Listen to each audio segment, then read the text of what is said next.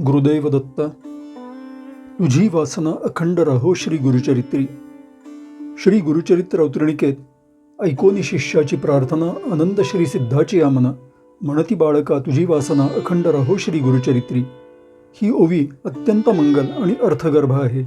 श्री सिद्धांच्या मुखातून संपूर्ण श्री गुरुचरित्र ऐकून झाल्यानंतर त्यांचे नामधारक शिष्य अर्थात श्री गुरुचरित्राचे लेखक सरस्वती गंगाधरांनी श्री सिद्धांना पुन्हा एकदा श्री गुरुचरित्र सांगण्याची नम्र, कृतज्ञ आणि नितांत भक्तिपूर्ण प्रार्थना केली होती.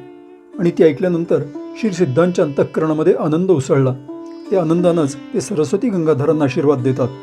बाळका तुझी वासना अखंड श्री गुरुचरित्रातच राहो.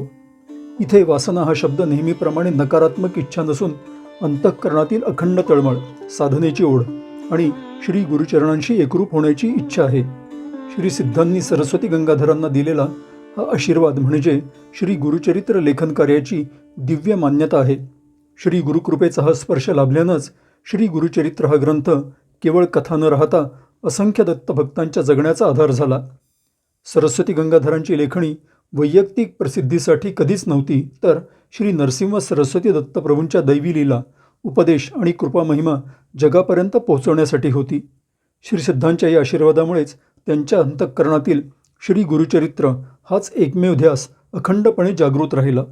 श्री सिद्धांनी दिलेला हा आशीर्वाद म्हणजेच श्री गुरुचरित्राच्या अमरत्वाची गुरुकिल्ली आहे. श्री गुरुभक्तीची अखंड तळमळच साधकाला श्री नरसिंह सरस्वती दत्तप्रभूंशी एकरूप करते. याच सत्याची ही दिव्य साक्ष आहे. गुरुदैव दत्त.